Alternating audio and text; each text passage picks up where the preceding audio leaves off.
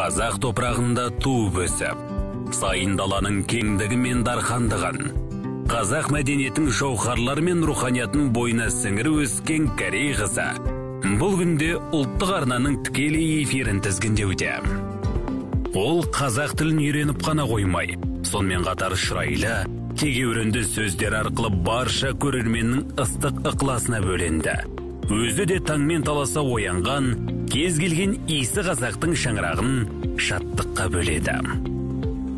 Орыс мектебінде білім алсам да, қазақ тіліне деген құрметім, махаббатым қашанда ерекше болатын. Сондықтан болар, оқушы кезінде қазақ тілі әдебиеті пәндерінен жыл сайын республикалық олимпиадаларға қатысып, өз білімімді өзіме, өзгелерге дәлелдеуден шаршамайтынмын. Қазір бәрін білем, тойдым деп айтпаймын. Білетінім 9, білмейтінім 99. Тіл ол үлкен дүние, сондықтан оны толық 100% меңгеру ешқашанда мүмкін емес деп ойлаймын. Күн сайын білімімді толықтырумен әлі де айналсам. Ол қазақ телевизиясының қара шаңырағына айналған Қазақстан ұлттық арнасы секілді алып медианың бет-бейнесіне айнала білді.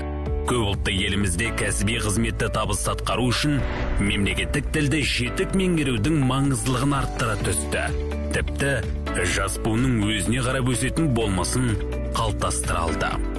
Қазақ тілінің деңгейі бұл күнде едәуір көтеріліп келе жатқаны мені қатты қуантады. Оған бәріміз де куәміз.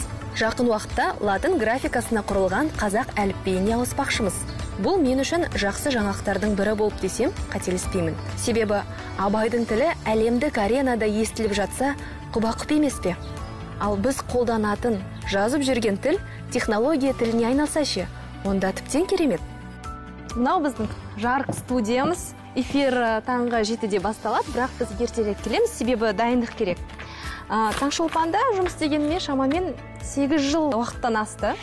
Таң атпай көпшілікке жақсы хабарлар жеткізу, таңғы позитив сыйлау, бұл бір үлкен философия. Көп энергияны талап етеді, бірақ бұл күш-қуатты біз көрермендерден, жылы сөздерінен, ықыластарынан қайтып аламыз. Бұл мен үшін жай ғана жұмыс емес, ол өмір салты, ол менің өмірім. Әрбір эфирдің өзі қысқаша өмір сияқты.